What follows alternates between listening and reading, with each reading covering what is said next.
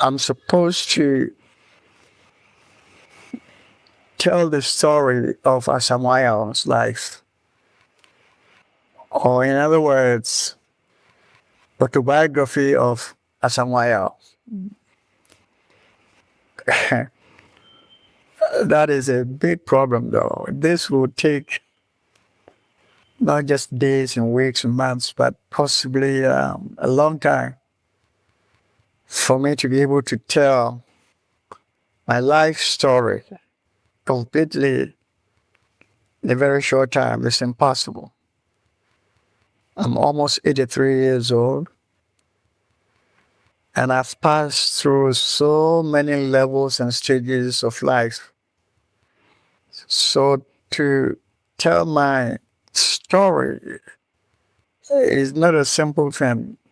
In fact, I've started writing my biography. I started this in 2017, but the brain is frozen a little bit, so I find it difficult to continue. I'm sure I've done about 128 pages. And another book also, I've done about 54 pages. But even now, it's so hard for me to open my own computer. It's just so crazy.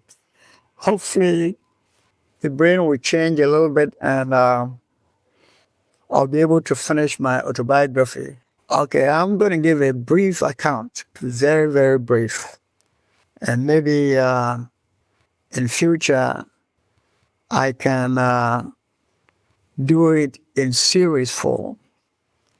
As a child and as a teenager, as an adult, also as an old man. Hopefully, I can do a series like that. I think it's important, though, for me to do something like that. But I don't know. It's so hard. This time my memory is gone so bad. But this young man is asking me to give a brief account of my history, of my life story. Well, I think I've said this before. I am an Ashanti born. My mom and dad are both Ashantis. Both my mom and dad are from Abodom, Bekwai, a small town close to Bekwai. It's about 3.5 miles from Bekwai. And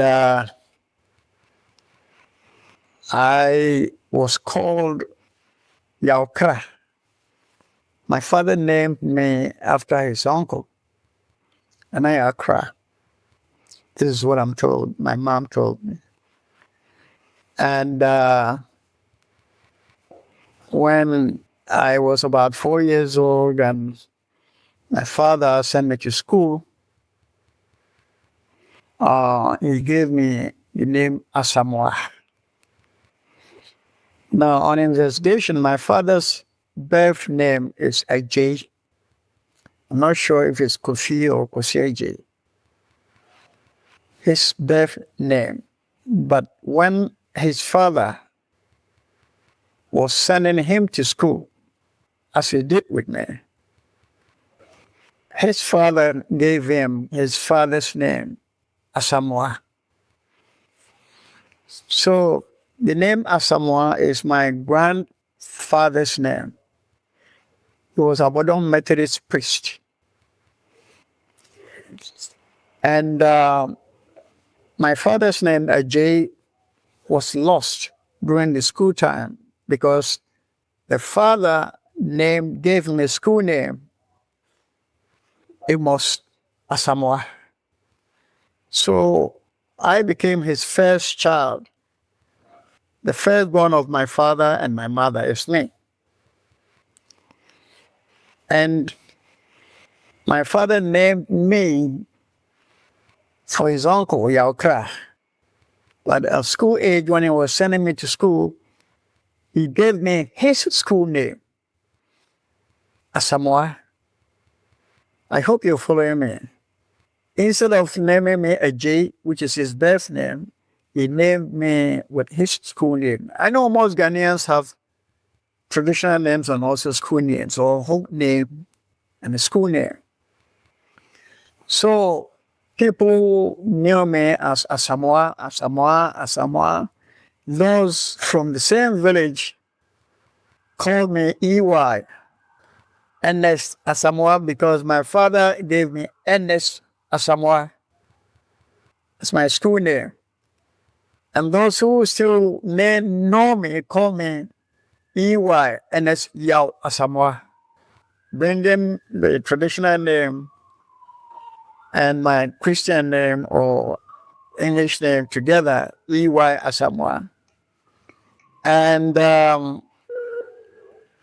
when I think I reached possibly the age of 12, I forget that, I brought Yao as part of my name. I made my name Asamoah-Yao, Asamoah Yao. And I kept the Ernest. And instead of writing full Ernest, I use E. E Asamoah Yao. It's my name. This implies that my birth name, Yao Kra, is missing, or Kra is missing. But Yao has been added to the Asamoah. That's why I insist all the time that my name is not Asamoah, but my name is Asamoah Yao. I'm the only one who has Yao as part of the last name. Sometimes when I tell people my name is Asamoah, they write Yao Asamoah, and I protest that. My name is Asamoah Yao, and there's a reason why I protest all the time. So I'm the only Asamoah Yao in the world. And going to school, I was asking so many questions. Why this? Why that? Why that? Why that? And when I finished primary school, I continued to middle school, same place at Abodon. But during the final year of my middle school, my mom moved from the village to Bekwai. Meanwhile, my father died when I was very young. I believe I was about 4 or 5 years old. And my mom met another man who became her husband, who lived in Bekwai. So she had to move all of us to Bekwai. So I continued my middle school education at Bekwai Seventh-day Adventist. And I was a very notorious schoolboy. So during my final year, I was a gang leader, a very bad boy. I organized about, I think, 5 or 7 of my colleagues in school to form a group. All we're doing was destroying things, showing all that we are, like movie star Tarzan and all of that. And so from middle school P6, from SAR 6 to SAR 7, I don't know what they call it these days. I was fired. I was dismissed from the SGA secondary school, SGA middle school. I was kicked out with my group members. I think we were about 5 or 7. And I managed to get another school, which was a mixed school. It was originally a girls' school, straight girls' school at Bekwai, which had been converted to mixed, boys and girls. So I was the early new students who comprised state mixed school at the Form 4 level. So my life there was changed. Even the headmaster later on realized that I was a bad boy at SDA, and he wanted to get me out of the mixed school, so he gave me a punishment. And I was able to finish my punishment, did it successfully, and they returned me. When the exams, we sat the exam, the final girls' school exams. When we sat for it, At the time the results came, it was announced in the air that the questions leaked. This is 1958. 1958. The middle school exam question leaked. So Ministry of Education canceled the results and asked every student to research. And the parents was to pay, I think, 1 shilling and sixpence. And I couldn't get anybody to pay 1 shilling and sixpence for me, so I couldn't sit. So I never had a middle school living certificate. In the meanwhile, I had traveled from Bekwai to Achim Oda, living with my uncle who was a tailor. My uncle was at Bekwai. So when I closed from school, I came to the tailor shop to assist him with the holes and buttons and alterations and so forth. And when he moved to Achimda, I went there waiting for the results.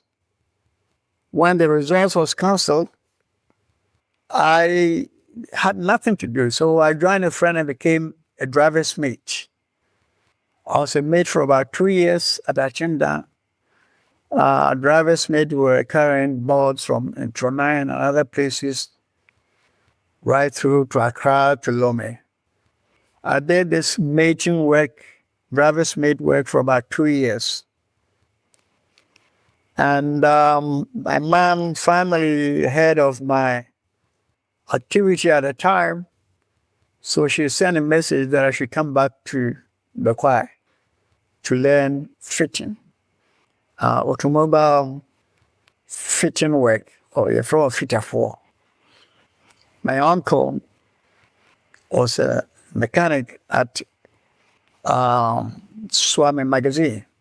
So I went to my uncle's place and he started teaching me this mechanical thing. And finally he decided I should learn electrical engineering, auto electrics. He told me that he is auto mechanic. So if I learn electrical side of the auto system, I will be able to help him when anybody comes to the problem. It's electrical, I handle it, and he handles the mechanical part. And I was there for around 2 years too, and I had to quit. So I was an apprentice at magazine, possibly around 1960, 61 there. I also learned that I was there for about 2 years. And I had to give up too. That story is very funny. I want to tell you guys to laugh. Every old man has a very interesting story. Mine is full of dramas. One day, I went to Bekwai, where I lived before, from Kumasi to Bekwai, and I saw my girlfriend, Akuya Benwa. And Benwa told me that we are no more friends. And the reason was that his dad has heard that she is a friend of a very filthy guy. That I was a dirty boy and not clean. So the father is taking her back to the village, hometown. So she begged me to cancel the relationship. I said, no, okay, everyone, you can't leave me. I love you so much. If you want to leave me, please, I leave. I'm no more auto mechanic apprenticeship. So because Okuabeno was leaving me, I threw away the apprenticeship training I was going through at magazine. And from that time, I was jobless. A friend of mine had gotten a job at water supplies, and I told him to arrange for me to get same job. He said the father paid £20 at water supplies to be able to get a job. So I told my mom to go around and look for 20 pounds for me to get a job at water supplies. It took my mom some months, but she managed to secure 20 pounds. So when I came to tell my friend that I got the money, so he should tell the old man who got him a job at water supplies. The old man said I should bring application letter with that money. That money is a bribe. You know, bribe has been with us for years. And when this guy met me, this old man saw me. He said, write the application, everything. I wrote the application for it. When I submitted it, he said, where's your certificate? And I said, sorry, I don't have. He said, well, then you can't get a job at water supply. Wow. So I told my friend at disco, and at disco said, you know, I have a friend who also sat the exams and passed. Said Mesa, he's not working. So I'll tell Said Mesa to give his certificate to you, to use Said Mesa's name to apply for a job at water supplies. And I did that. I think I was around 16 years old. I'm not quite sure. I did that with Said Mesa's name and certificate and the 20 pounds, and the old man was able to get me the job. So my name as Amaya was lost. And I worked with water supplies. I was employed in Kumasi. Later on, I was posted to Kumau. They were doing water extension from Kumau to Bodomasi, Timasi, and the villages around there. So they posted me there, and I was a laborer. I was a cleaner. You know, I was the lowest ranked person in the place. And there is where Samoa life started. I decided to save my salary to the point that when I'm able to save enough, I'll go to buy a brand new sewing machine, the bigger one, which is paddling with the legs, and go back to my uncle at Achimda to become a tailor, to learn tailoring. So there too, about 2 years or a little over that, I was able to save money, and I bought this machine, brand new one. I took it to my uncle, Sir Brown. And then he had apprentices, about 10 or 13. And I became one of them. We sleep on the veranda, and the machines are inside the workshop. And trying to become a tailor. Already I had little experience when I was in school with Jose Brown at the choir. I could do alterations, buttonholes, and all of that, and I knew how to cut things and so forth. I was able to sew little ordinary things. So coming to that was almost like a continuation, because I've had a fundamental tailoring experience. One day at Achimda, the white guy, I forget him, it's Peter, I'll remember the name. The white guy who was teaching at Oda Secondary School, they called them Peace Corps.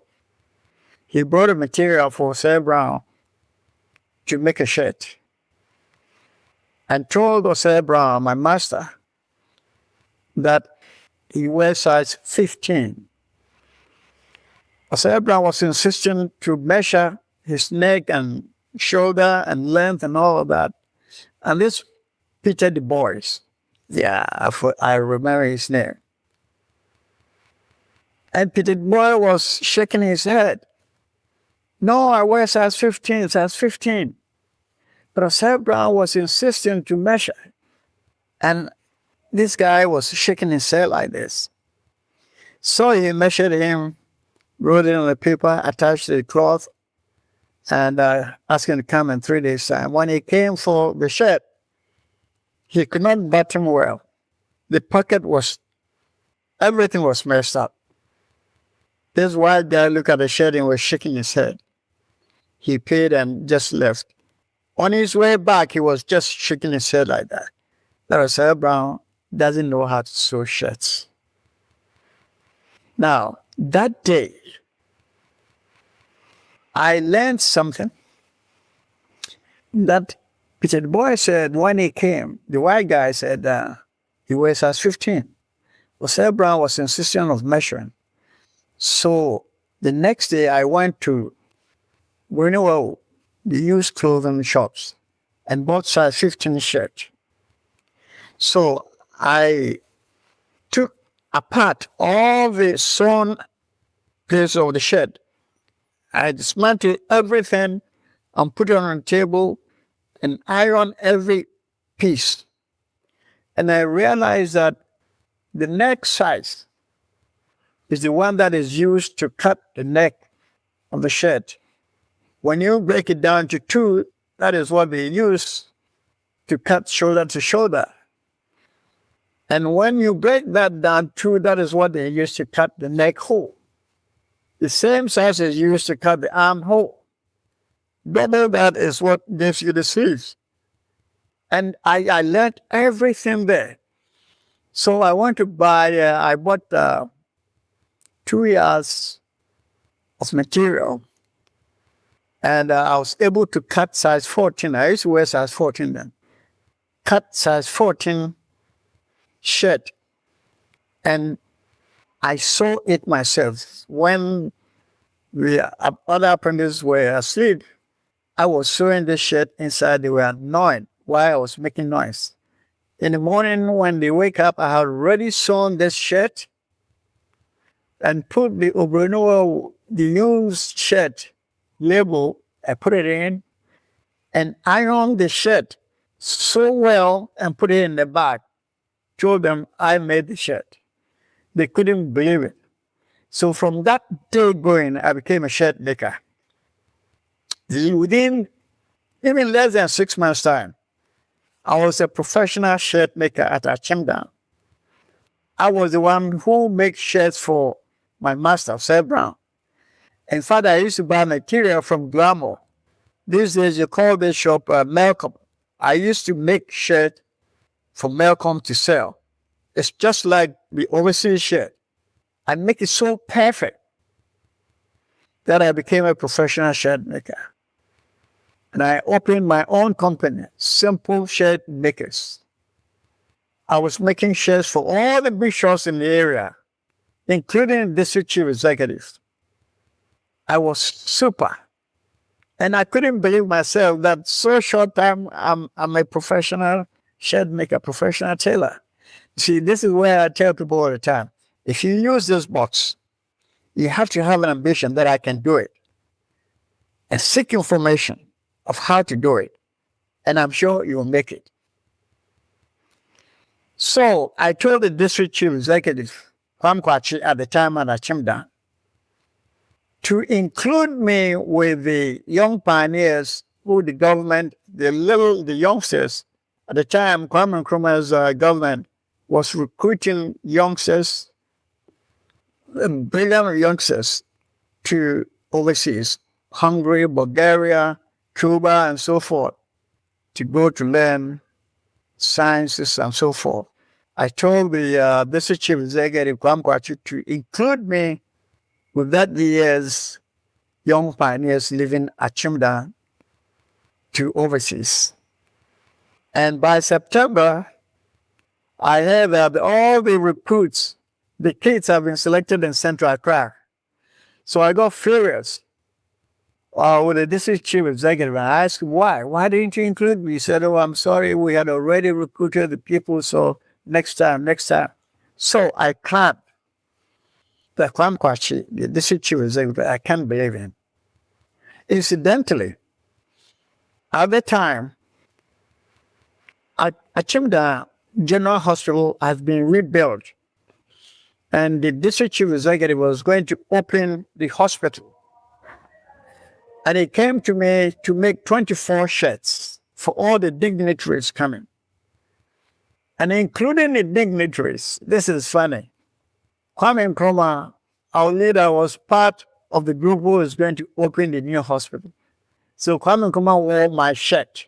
Oh man, I was so happy that Kwame Nkrumah, the biggest man in the whole nation, has worn my shirt before. It was crazy. And I felt so proud.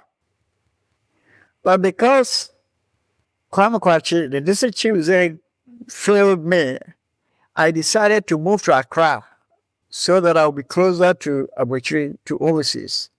Anybody that was traveling from Ghana to any countries come to Accra for visas and everything. So I moved from Achimda to Accra. Then I had 3 machines. So I sold 2 of the machines and went to Accra with 1 machine. And I managed to get a place at Kolowako, near New Era Secondary School. I set my little shop there and I started advertising, telling people what I could do. I go to places, high places, and I was able to make shirts, quality shirts. When I saw a shirt and I tell you I make it, you will not believe it. So through that, I managed to make a shirt for the passport director. My brother was a driver. I sent him to driving school to get license. And he was driving an Intro 9 MP's car. The MP's bungalow next to that was the passport director's. I still remember the director's name, 32. 32, lawyer 32 was the director of passport at the time. He signed my passport. In fact, I have the old passport here. This is 1964. And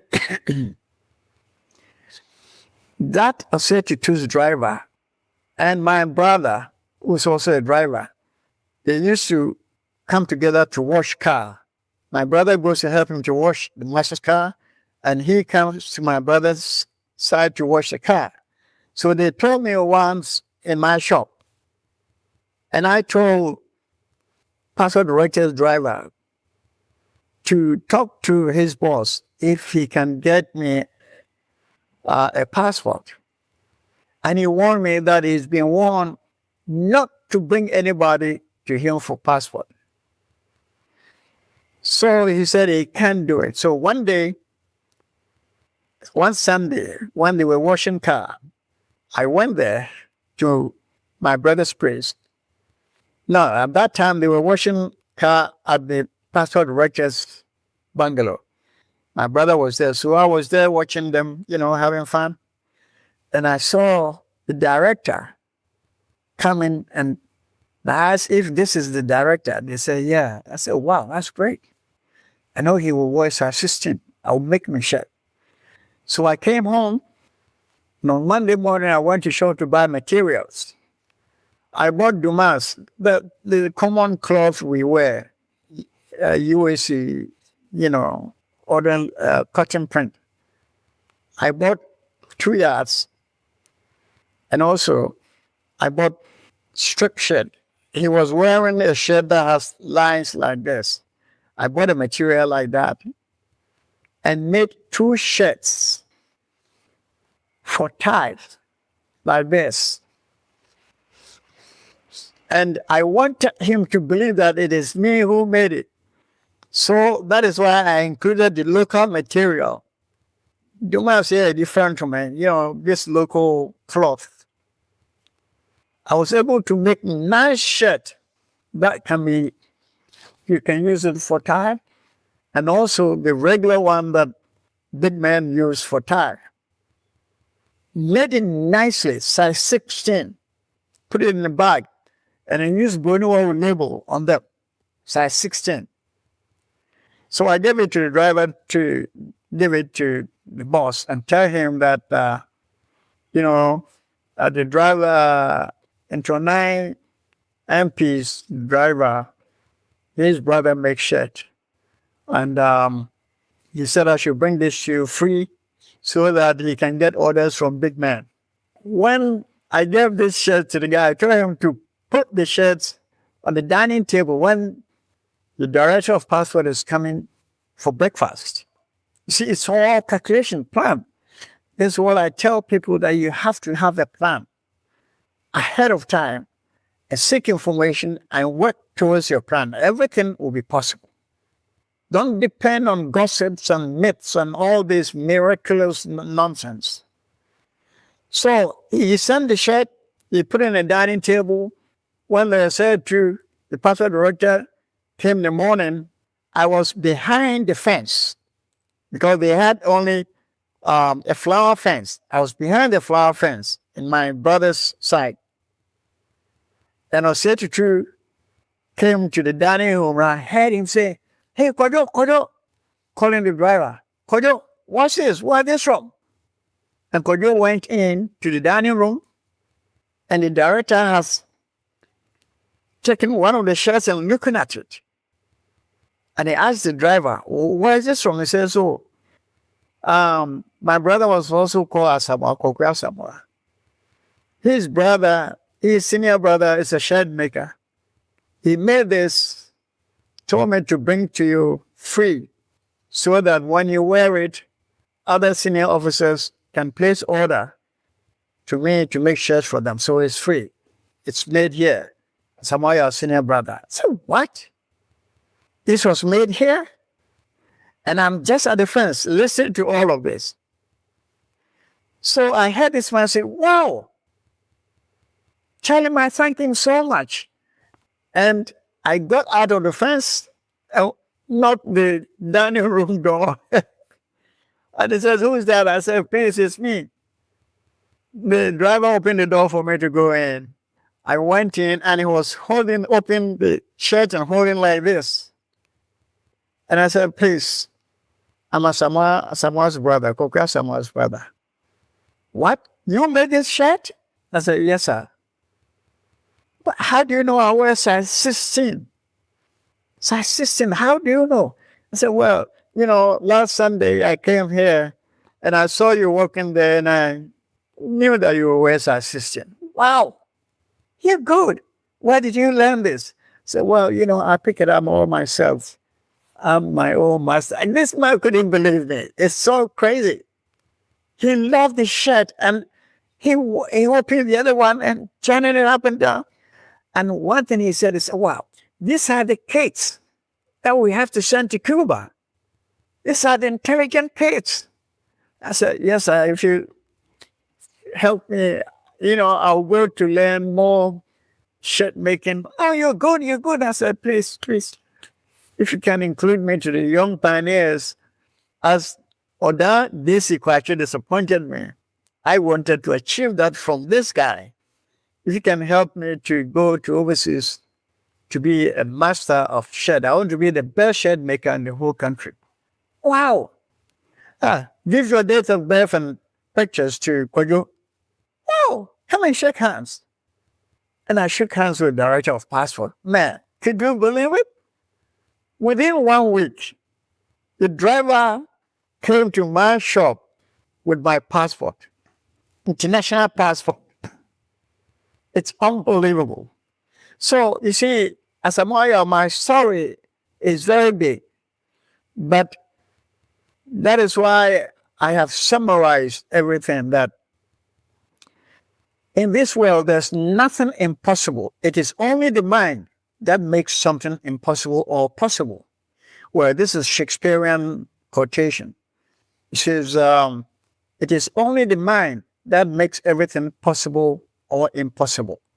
And it is true. I find everything possible. There's nothing I want to do that I cannot do. Imagine this. A person who had no certificate of any kind. I've obtained international passport. Now it's up to me to get a visa. So every Sunday I go to the airport and watch the arbitrary people taking planes and going to overseas, how they dress, how they talk. I look at them closely and sometimes I ask questions. There was a place called Observation Deck at Accra Airport. So I go this Sunday, see how these arbitrary people walk, how they talk, they look straight at the forehead. I copied all that. And the questions I was asking them, They told me how to get a visa. There's student visa, diplomatic visa, visitor's visa, and other visas. They explain everything. I said, okay, I think I want to go to learn fashion more. So I'll look for student visa. And believe me, for a very short time, I was able to get student visa, British student visa. My passport is there. Next time I continue, I'll show you my passport. It was issued, I think, September or August 1964. Brilliant. I got my passport and I have my visa. Now I can go to Britain. Then came how to get money for my flight and so forth. And I saw that planes at the time used to come to Ghana, I think once every 2 weeks or a month. So I decided to look for Black Star shipping line.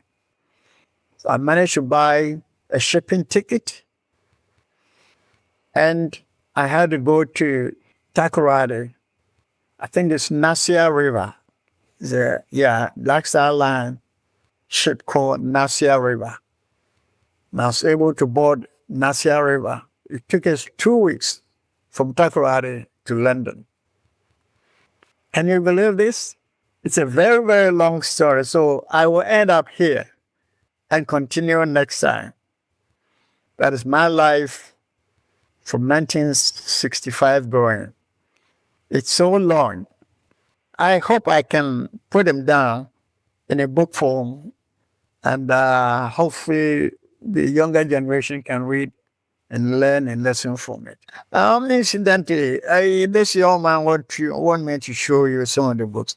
When I was going to London, I used tailoring as a means to get there. But my ultimate goal was to be a writer. I love books. I wanted to be a writer.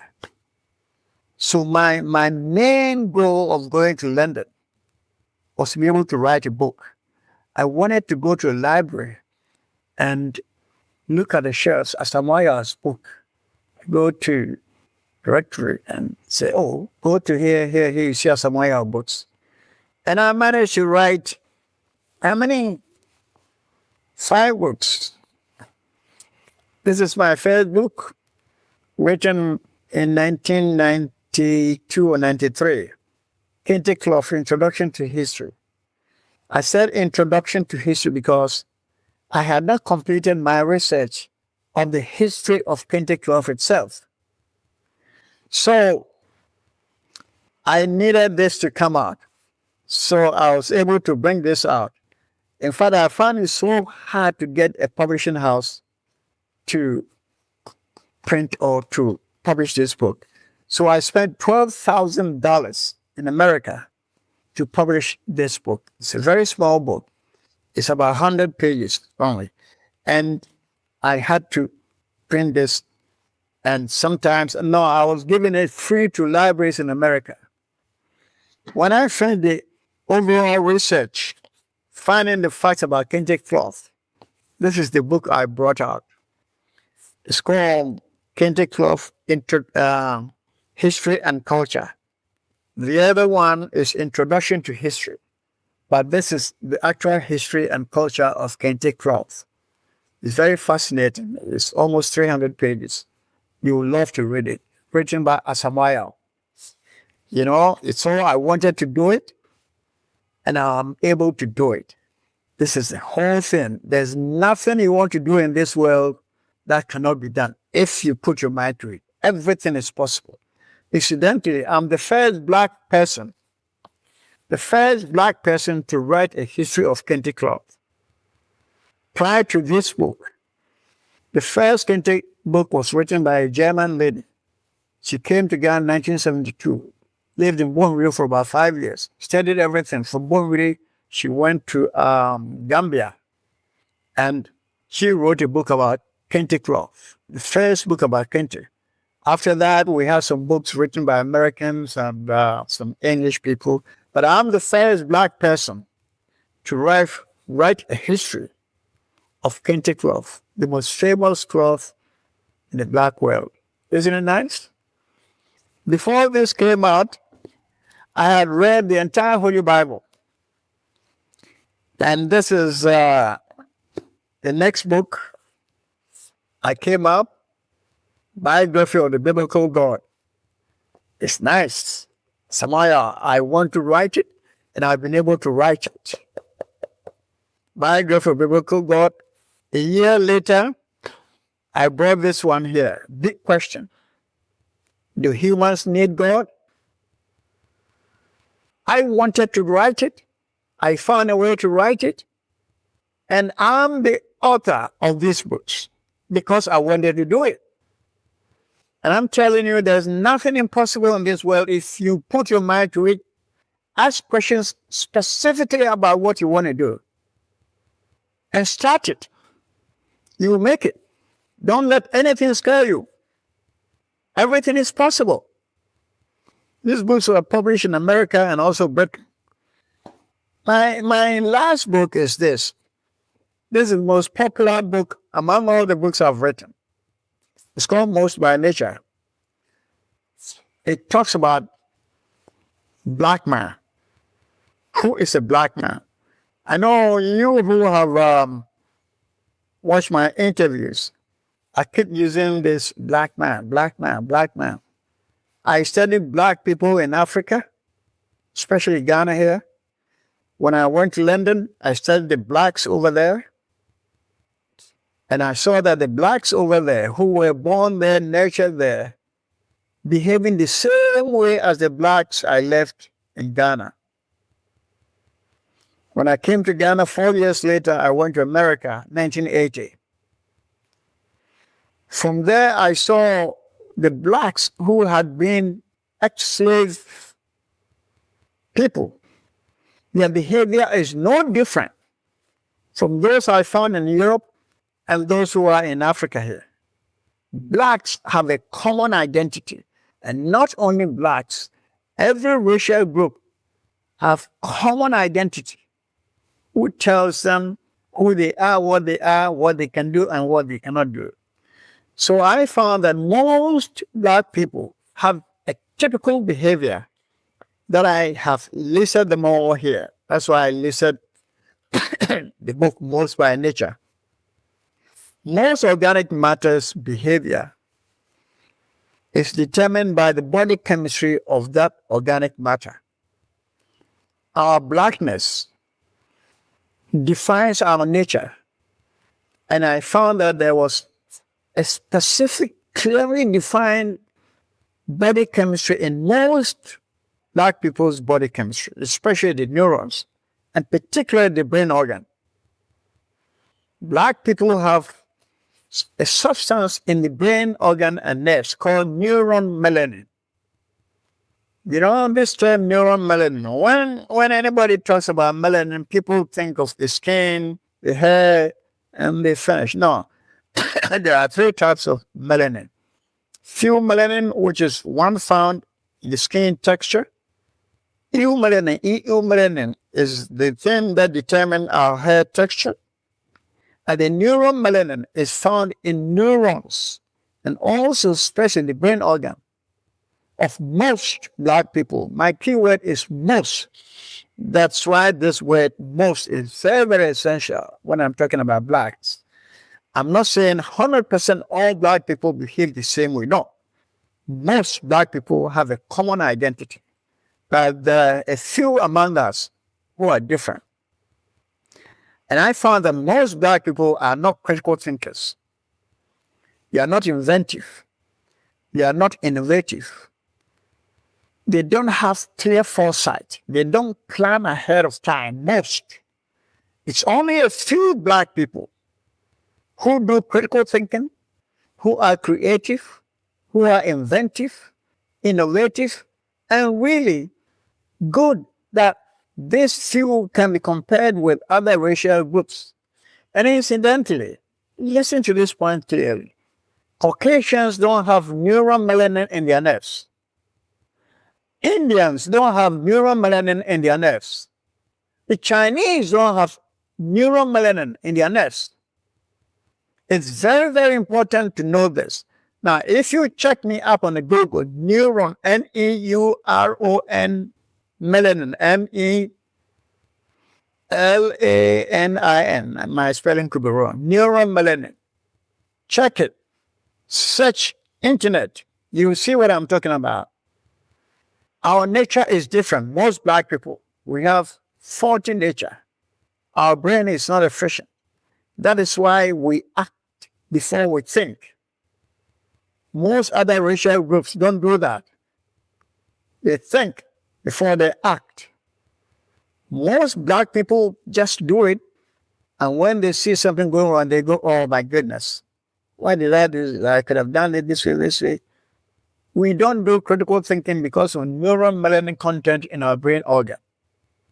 And especially at the base of the brain, there is an organ called substantia nigra. No racial group has substantia nigra. Listen to the name, substantia nigra. Substantia, big, huge. Nigra, black, dark. Most black people have this substantia nigra at the base of the brain. That is where all information received by the eye, the nose, ear, tongue, and everything is processed and stored in the brain organ. Now, if black people have this substance in the brain, and the black person is not efficient, in fact, if black people were as efficient as others, they could not have bought us, enslaved us, put chains on our neck and our hands and legs, and enslave us like animals in overseas. They were able to do that because we don't have efficient brain organ. They were able to conquer us, colonize us, use us, like we're talking now. If you ask me to use my own language throughout, I can't. White man has changed me. We try to be like them. We dress like them, speak like them, eat like them, do everything like them. Look at our women now, stretching their hair like a white man, like a white lady. Put on wigs, making them look like Caucasian. Bleaching their faces and their hands are black. It's so pitiful. Black people, our nature is not good. Sometimes I conclude that it will be a serious mistake to classify a black person as a full-fledged human. We don't qualify. Here I'm talking about most. There are few among us who do critical thinking before they do action. A few among us are inventors, are creators. They do wonderful things. Only a few. I'm talking about about between 3 and 10% of all black population are efficient. 3 to 10%. The remaining 90% are useless. We don't do critical thinking. And those guys, the Chinese and Indians and the Caucasian, the white people, will come to control us. They will keep on controlling us because it's our nature. Now, some people think I'm not being fair to my kind. But honestly, try to read this book. In fact, if you contact me, I'll give you one free. My books are all in the internet. Go to anywhere in the net. Google, Amazon, Yahoo, anywhere in the internet. You see Asamoah, my works, and try to get copies of my work and read. Well, I think I'm talking a little bit too much now. We will continue next time, especially my biography. I think I reached a point where when I was 22 years, 1965, when I went to London, we'll continue from there going and make another series of my life. But you can wait, listen there. Well, that I will continue. Next time, Sorry? And they like keep that up for you. Well, this young man wants me to end this way. My ending here is that I went to London in 1965 and I came back in 1976 from London to Ghana. I was employed by Ghana government. Kutre Champon was the president at the time. And I was given an assignment for the whole Ashanti region. I was the regional head of distribution of essential commodities in the Ashanti region. I, as a Moyo, my signature is the only signature that can give you soap to bath, sardine to eat, iron sheets, flour, and everything. I was the regional coordinator or regional head of distribution of essential commodities. The government then was the importer of everything. They said there was smuggling, hoarding, and profiteering. That was killing the nation. That's why they did a coup d'etat. Smuggling, hoarding, and profiteering. So the government at the time, a champion's government, banned everybody from ordering these goods. They call it essential commodities. And government orders everything. And when it comes to Accra, they break it down to 10 parts. There were 10 regions in Ghana at the time. The Ashanti region was one of the 10. When they break it down, they send the list of items that is coming to the Ashanti region. So I sent trucks and articulators to go to Takoradi and pick these goods. When it comes, I put them at the 100 depot. And I'm the one who breaks it down into grade 1 stores, the big stores, grade 2 stores, the middle level store, and the local little stores. Grade 1, 2, and 3. I break them down. And when I finish distribution, I send letters to all of them to come to buy from us. You have to buy at this price and sell each product at this price. Government was regulating everything to prevent smuggling, hoarding, and profiteering. And I did excellent work. Excellent work. In fact, after that, a champion father gave me a gift. A gun. First time I own a gun. As a present for doing the work I did. A champion also sent a letter to thank me for doing a good job. Incorruptible as a Moyo.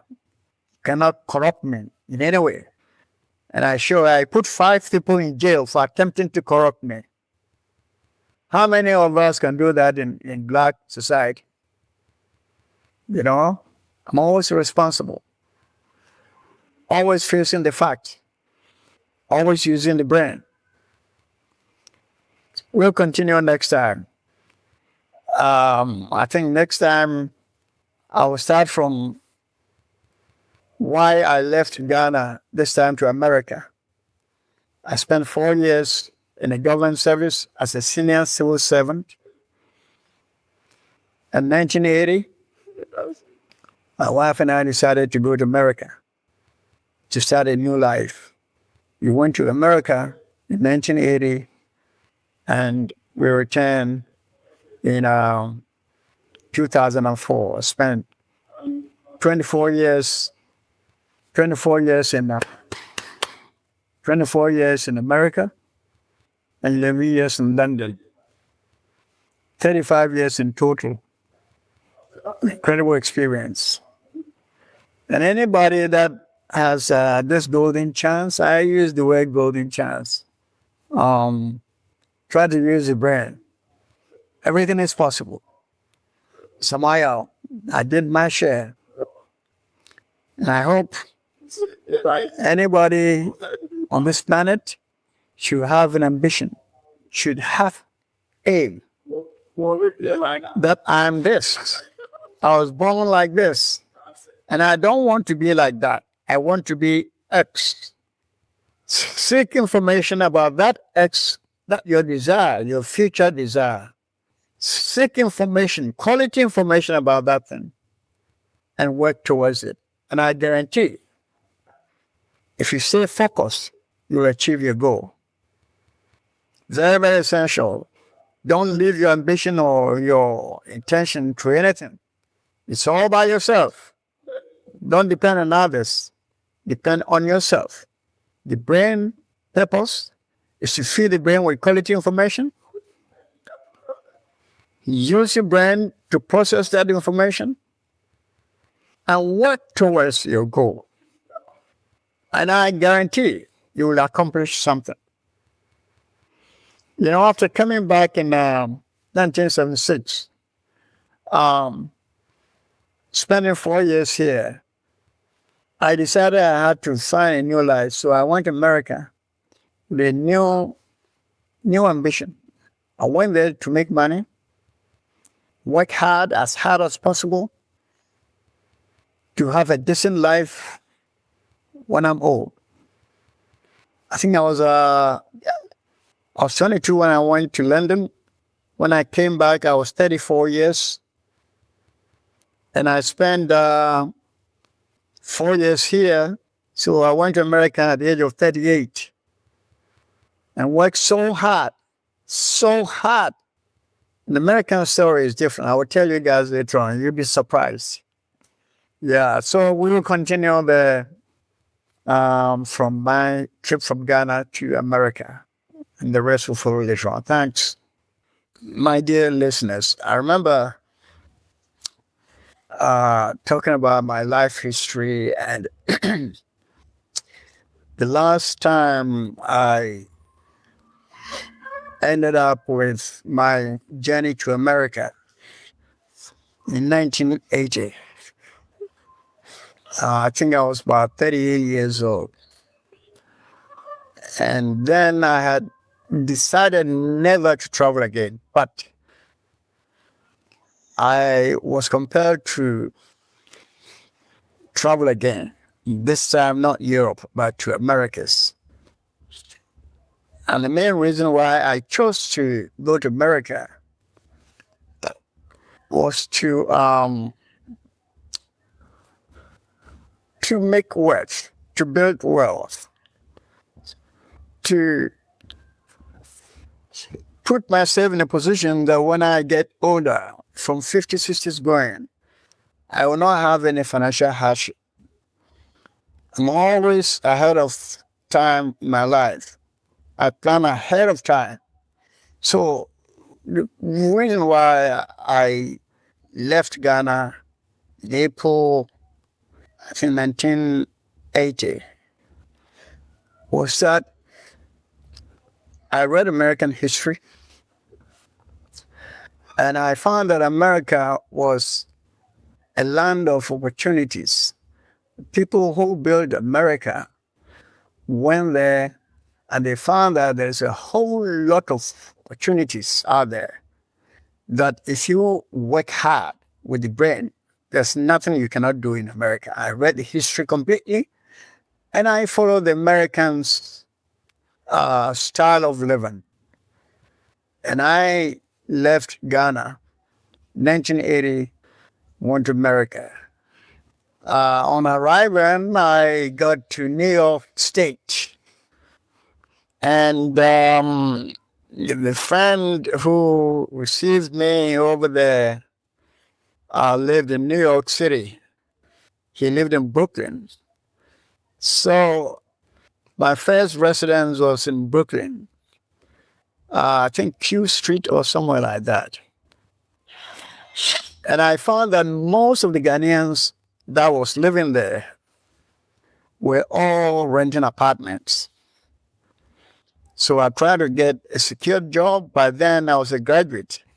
You know, I got to London, I got to America with a BSc in economics and also bachelor's degree from JIMPA, public administration diploma. So I tried to utilize my qualification to get a job in the US. I could not succeed within the first 3 years, but I had to do a whole lot of jobs, all with the pursuit of my goal. I think my first job was a watchman, security guard. And then later on, I joined taxi driving. And later on, I was employed as a temporary employee at Citibank. At Citibank, within a year, I managed to become permanent staff at Citibank. And I was still doing the night work. So Monday to Fridays, from 8 a.m. to I think 4 or 5, I'm a bank staff.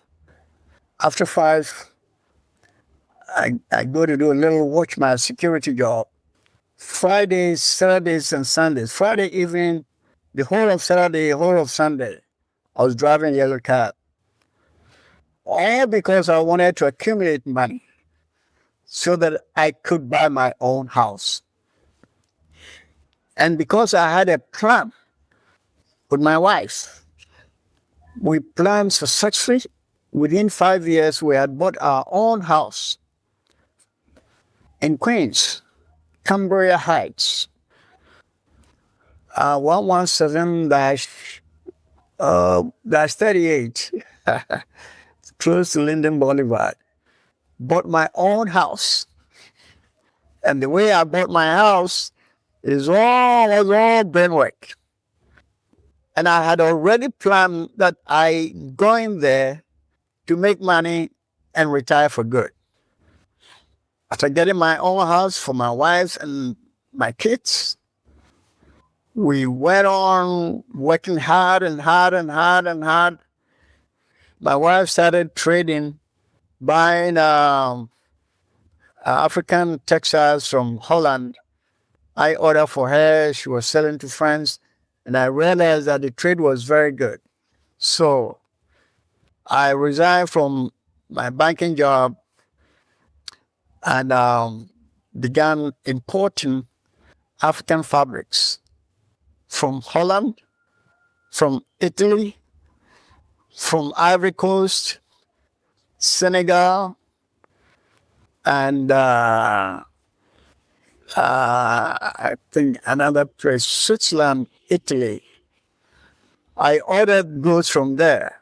In fact, I had to travel to Holland to negotiate with Velisco Company for me to represent them in the whole of West Coast of America so that I could sell their product in US, the same price if you order from Holland.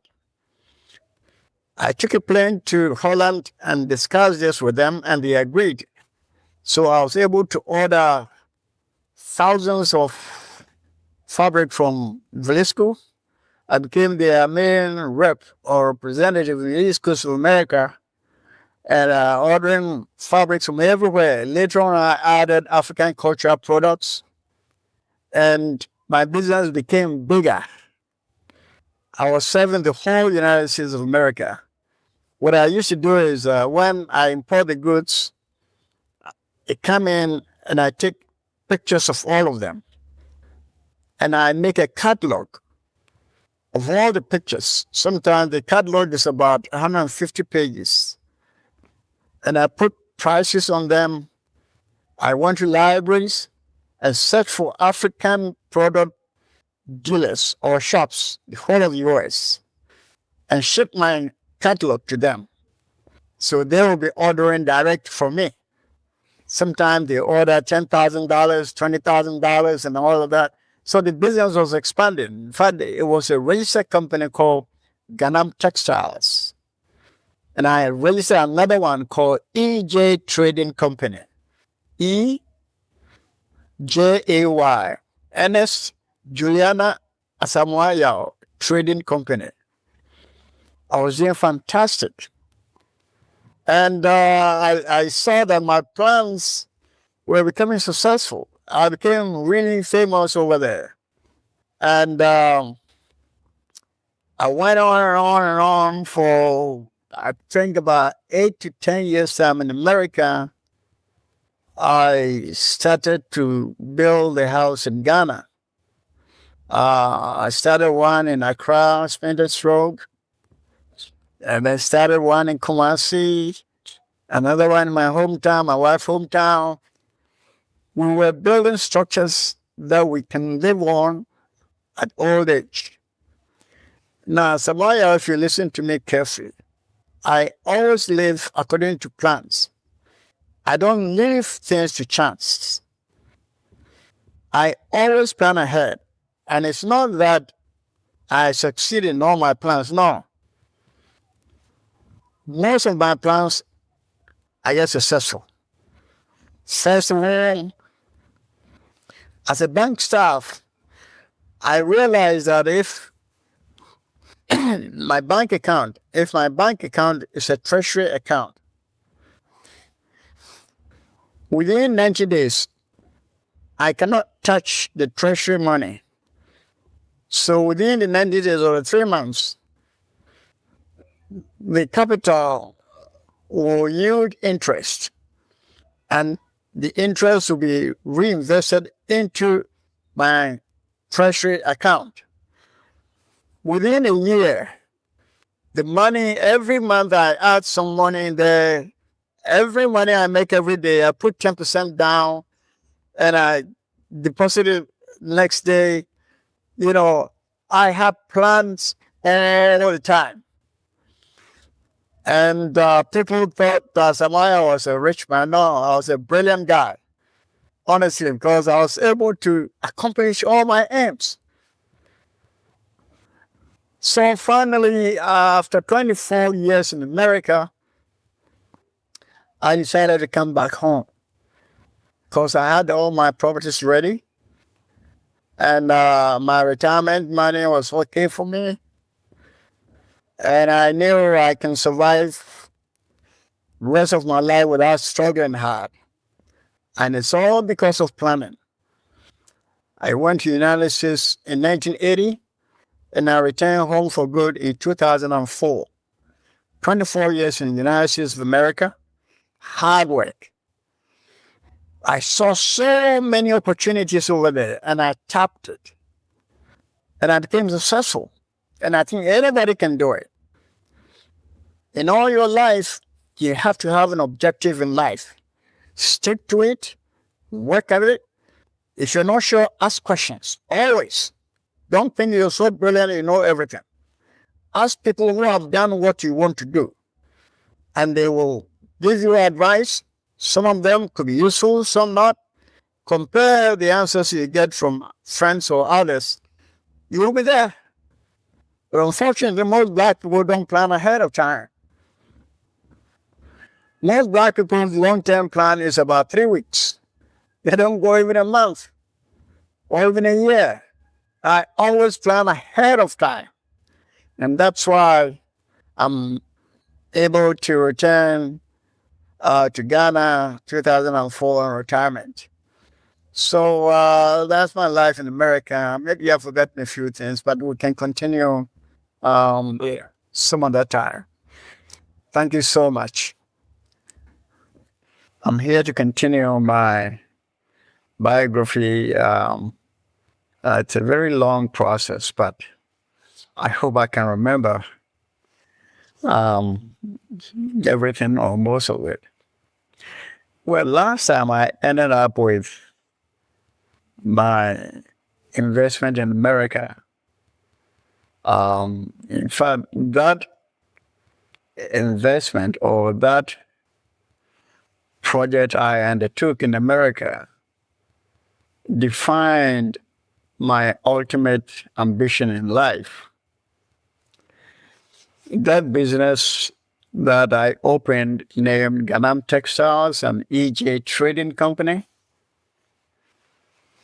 If you remember, the main purpose of the business was to import African product or African cultural products to the Americas. And it gives me a whole lot of experience with the black people in America, because essentially everything I was selling was geared towards the black populace, the American blacks. And I try as much as possible to gain knowledge of what I'm selling so that I can explain to my customers, the Black Americans who are not actually from Africa, but the ancestors have been in America for all these years, and I saw that they want to be part of us, part of Africans. So when they come to buy anything, they ask me questions about the product. Things like this seat I'm sitting on, Ashanti stool. I try to explain as much as I can to tell them the source of the stool. And also the cloth we wear, the kente cloth and other printed fabrics. And also other African cultural products. This thing we call a bedriaba, I don't know how you call it. A wood carved image of a man or a female, or wood carved something, wood carving products.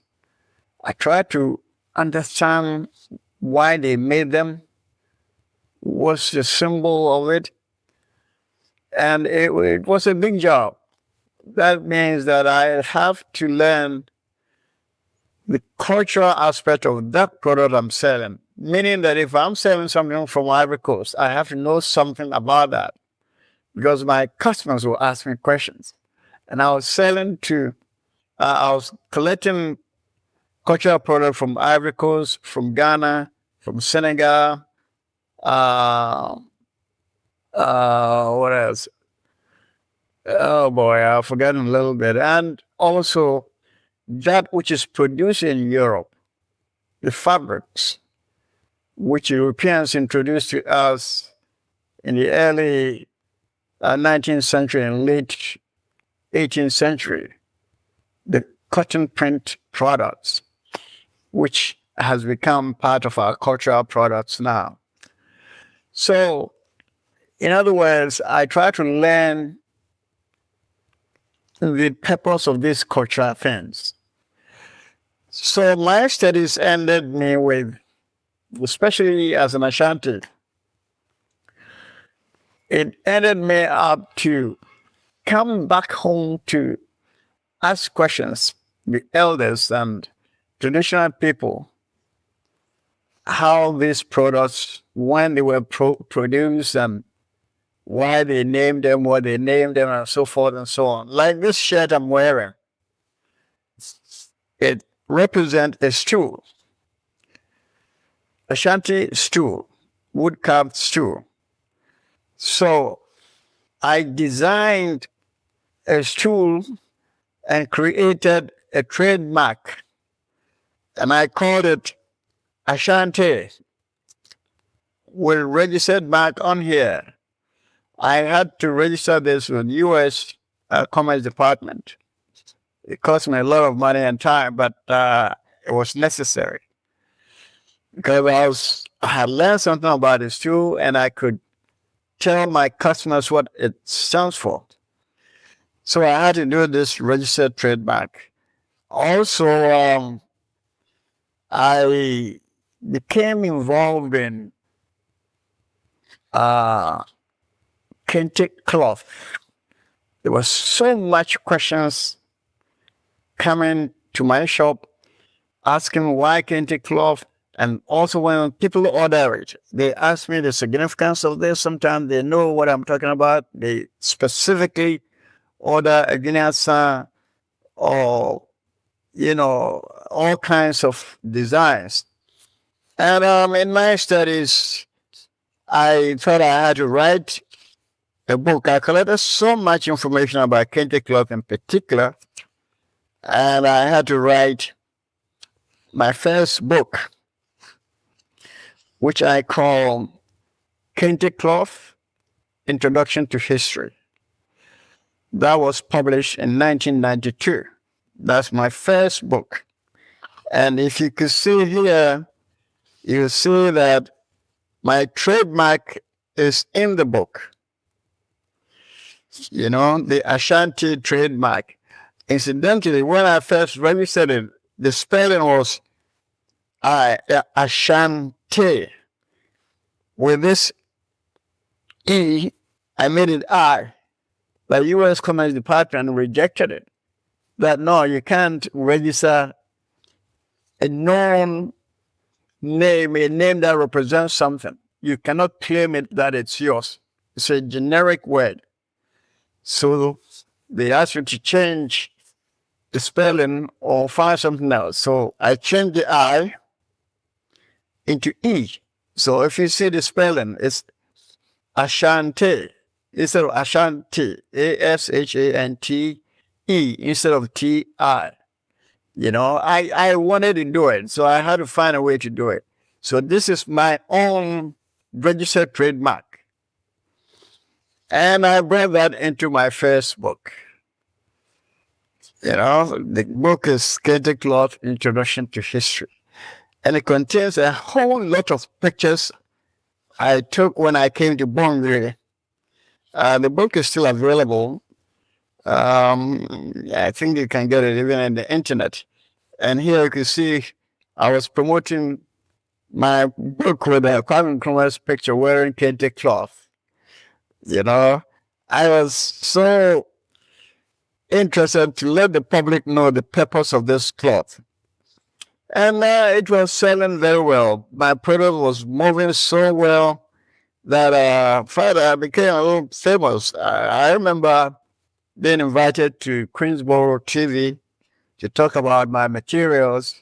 Also, one of the radio stations, I think at the time the host was Dr. Dees, one of the FM stations. I used to go there every Saturday to publicize my African products. Well, in short, all America, you know, it's a country that opens a way to anybody who has an objective in life. And I saw that and I tapped it. And through that, I was able to do a whole lot of things. So that is just one of my products. And then the biggest of the works was that dealing with blacks over there, the blacks saw that they are like me. And I saw that I'm like them. We are all the same, come from the same genetic content. So I studied them so well for about over 10 years that I did this shop. I saw that blacks over there and blacks in Africa, including even blacks I met in Europe, we have a common denominator. Our behavior was exactly the same, comparing us to non-blacks. So my experience and knowledge of the black person's image, I decided to write a book. And that book is called Most by Nature. Most by Nature. I saw that black people are humans like any other human group. But most of us behave in a very given way. Most blacks, I saw that, don't do critical thinking. I saw that most blacks are short-sighted. I also saw that most black people tend to be more religious, either fetish religion or foreign religion. I saw a whole lot of difference comparing blacks to non-blacks. And I saw that also there are few among us who are totally different. So I tried to write a book about the behavior of most, blacks, and especially most organic matter. Most white people tend to behave in a given way. Or should I say, most non-blacks, they have a common behavior compared to most blacks. And I thought it was essential to bring it in a book form to explain what I have experienced in my life. So this book came out. In fact, I want to do a special work on this Most by Nature book. It's a very popular book that is read by a whole lot of people. You go to internet anywhere, Google, Yahoo, Amazon, Wikipedia, YouTube, name it, TikTok, Facebook, everywhere. You write name Asamaya, this book will show up. The public like it so much. They see that I'm telling the whole truth about our nature. But some people think Samaya is not telling the truth. You know, I received a message from a lady, this is about 3 years ago, saying that he's seen my picture and I resemble a real black person with my image, my nose, my mouth, my hair, my everything. And she's wondering why I'm saying most blacks are not intelligent as most non-blacks. And of course, I'm black. By my experience with the variety of black people I met in Europe, the blacks I lived with in Africa and Ghana, and the blacks who live in America, who are ancestors of former slave masters, slaves. I have lived among all of them, and I see a common identity, a common behavior when compared to non-blacks.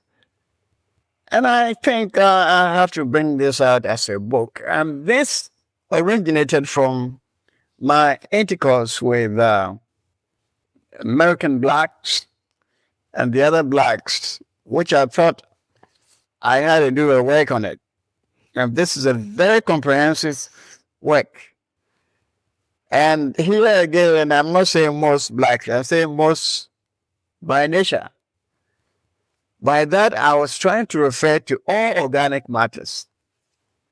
If I'm able to group humans into 4 different categories, I think I can categorize all organic matters into groups. For example, citrus. When we say citrus trees or citrus fruits, we're talking about oranges, lemon, lime, grapefruit, tangerine. They all belong to one family group, citrus group, but they come in different genetic content.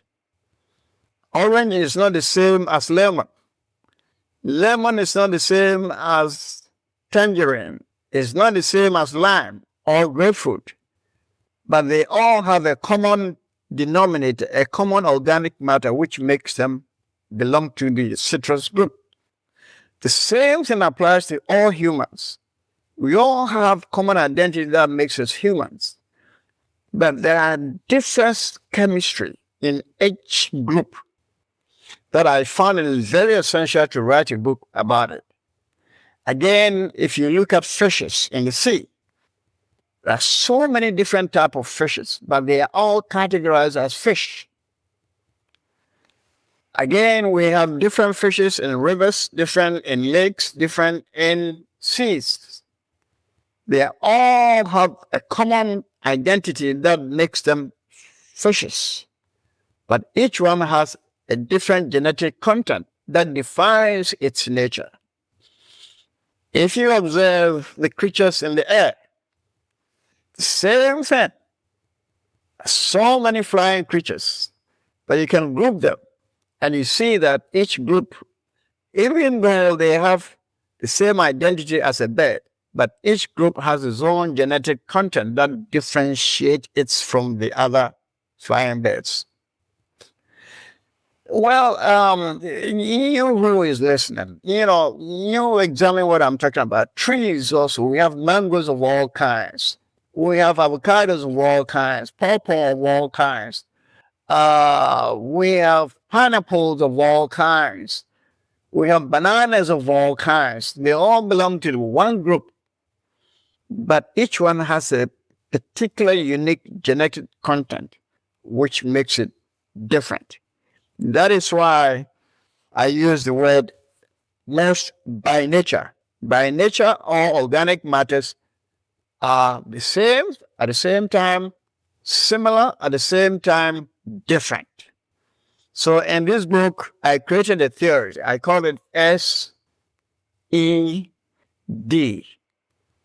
S stands for similarities, E stands for equalities, and D stands for differences. All organic matters have this SED characteristics.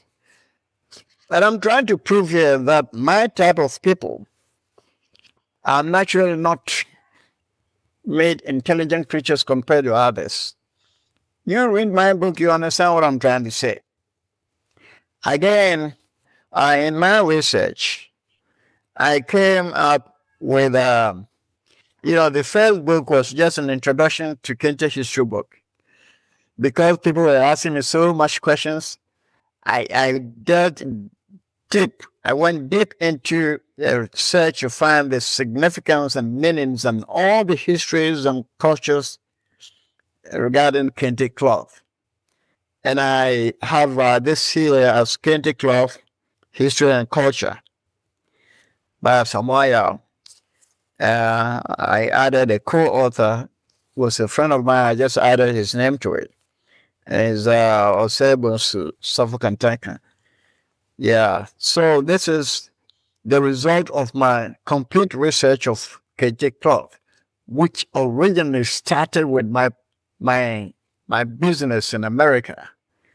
So, America offers a very good opportunity for anyone who has ambition to do anything in the world.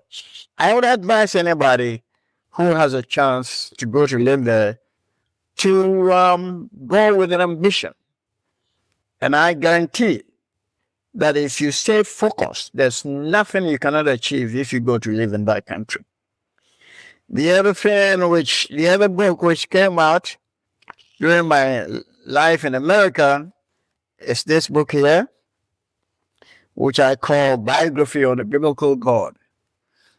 I saw the religious practices in Africa and practices in Europe, religious practices in America, and also looking at the racial groups, how they practice religion. I thought I had to go deep into it. And I wrote two books about religion. I think the first one is this one, Biography of the Biblical God. I had to write it because I got myself involved in reading the Holy Bible completely. The other book is over there. Can you get the other book from him? This Biography of the Biblical God came up after reading the Holy Bible completely. One thing we're reading is, especially reading anything about religion, if you don't read religious books with clear conscience, you will not understand the details. So I try to wash all my belief system out of my mind and read the Holy Bible completely with clear conscience. And I found that in the Holy Bible, there are three different God characters, which I think I had to bring out for the public to reread that book again, especially Christians, to read the Holy Bible again and again and again to understand it. Don't just take it for granted. That is a holy or divine book. holy book. It is not holy. They just give it that title to camouflage you when you read it. You know everything about it is spiritual, but it is not. Bible means books. It's a Hebrew word that means books. It is the Hebrews who wrote the Bible. And later on, a name was given to it as a holy or divine work. It is not, it has nothing to do with divinity. If you read the content, you see that there are 3 different gods they're explaining here, which they make you understand that it's just one God. It is not true. There are 3 separate gods, characters in the Holy Bible. You find the first one in the book of Genesis, called the Creator.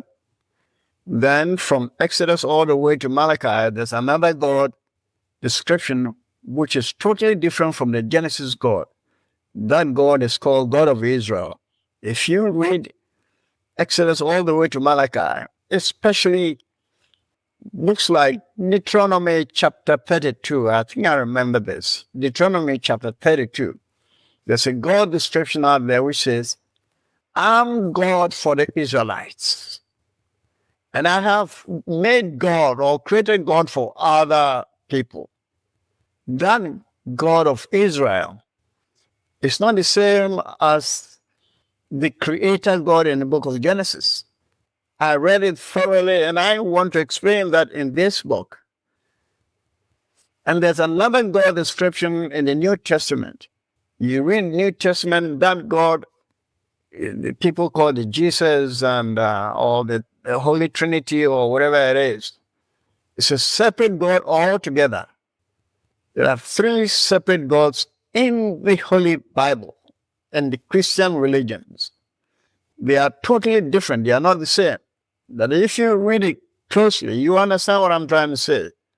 So don't just say God is in heaven, he did this and that, and read it, you see that it's all fiction. None is real. Anyway, I leave it to you. You can get a copy from me or go to Google, you see that. And then I came out with this work. Big question. Do humans need God? The title is Big Question. Do humans need God? Now, if you read this book, you will realize that, or you see that I went deep into the religious studies. This was published, I think, I published it in 20. My memory is now getting very low, but I hope you guys will forgive me. I can't remember the last time when I published the book. I think it was published in 2012. 2012, just before I came back home from US. And this one too, I think this one came out before that. This is, I think, 2008. And this is 2012. Please forgive me. You know, I'm getting old and my memory is getting terrible. And the book, oh dear. Somehow, I'm trying to remember the exact publication date and I can't. My eyesight is getting bad. I can't see it. But you can find this in Google. And you know what I'm talking about. So the whole point here is I'm telling something about my life, especially my life in America. I went there with a curious mind, as I'm a curious person. And America exposed so much to me, and I was able to tap everything I need to make a living and also to create